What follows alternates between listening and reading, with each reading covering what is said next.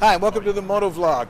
Today we're going to be riding with the Pacific Knights. They meet here at the L&L Drive-In by the airport every Sunday and have for about 10 years. We're going to take a cruise with them after I get a chance to talk a little bit with the president, Zeus, who I'm guessing Filipinos just love because every time they see him they say, "Hi, Zeus!" First things, congratulations on 10 years of Pacific Knights. Even 10 years ago, there were so many clubs. What motivated you to start a new one? You did start it, correct? Yeah, well, there were three of us that started it. Bull, who is now the president of the Virginia chapter, our secretary Whipper, who's recently resigned. Okay, you certainly have the Hawaii chapter. Do you have chapters, you said Virginia, other places also? No, that's it so far. Any plans to expand? Throughout the islands, we're looking at it. Again, back 10 years ago, when you started this club, with so many clubs in Hawaii, what motivated you to start another one? You know, it's just like any other club that starts up. You're not happy with where you're at. You want something different. We wanted to ride with a club that had a positive impact on the community, not just riding around making noise and typical biker, mentality, which is nothing wrong with it if that's what you want to do, but it just wasn't something we were at that stage in our lives wanted to do. When you created the club, did you say to yourself, we are going to be more disciplined than a lot of the others? Oh, definitely. We have definite foundation for this club, and it's all positive. It's all, we're very regimented about our attitude and how we act in public and so forth. Yeah, because I've ridden with a lot of clubs. I've noticed you guys are just buttoned up when it comes to riding, and again, that was by design. That was by design, but like I said, we just laid the foundation. What happens after that, the club kind of takes over and comes into itself. So we have the basic foundation, but what we do with it, what the club does with it, it just turned out to be awesome. Is it difficult to maintain that type of discipline? Not once the people are in place and they know what they have to do. Things seem to fall into place. There are little bumps in the road, but most of the time, this is an awesome club, like I said, and the people that we have in place know what they have to do, and we maintain it.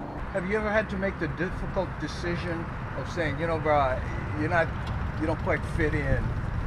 Yeah, that's kind of why we have a guest riding period. And without getting into the club bylaws too much, we definitely have a prospect period.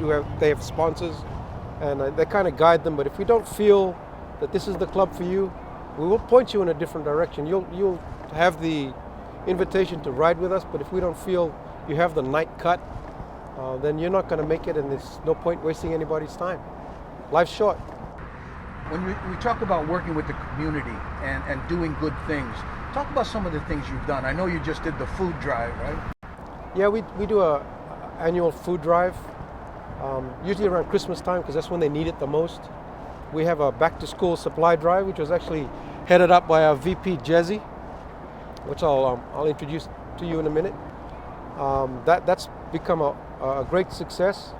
We started off just doing a couple of schools, and now it's expanded to the whole, pretty much Ever Beach side of all the intermediate schools.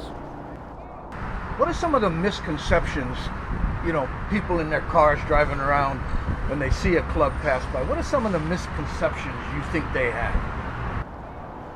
Most commonly, it's, we're just a bunch of rowdy guys riding around on our bikes, disturbing the peace, disobeying road rules.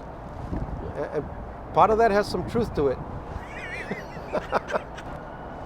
For example, today, one of our members has a neighbor that has cancer.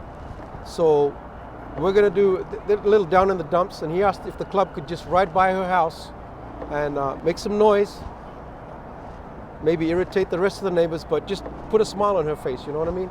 And it's not something major, it's something little we can do, but it's something that'll help somebody, so hey, why not?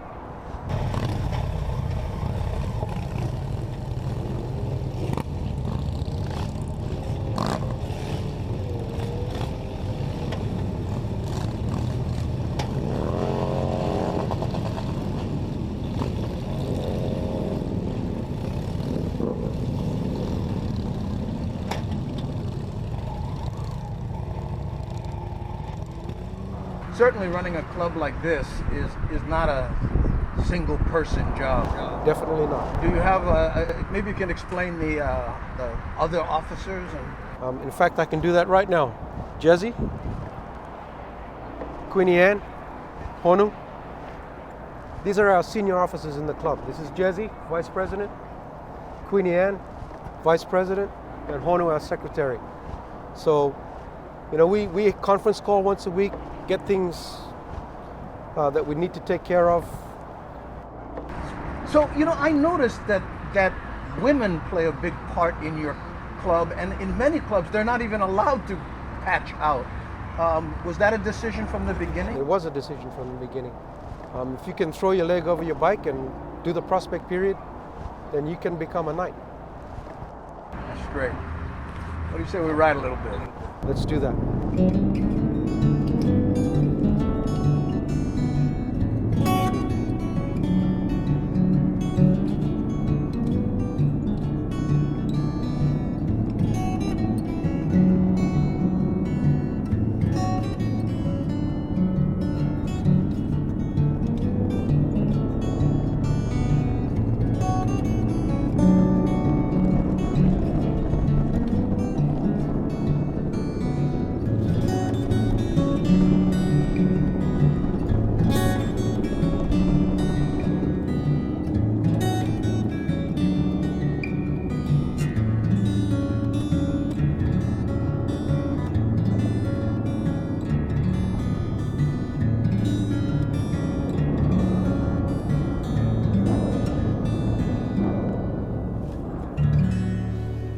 Well, we had a pretty good ride, and now we're somewhere, except I don't know what's this place, bro? What's the place called? McNut Farm Bar.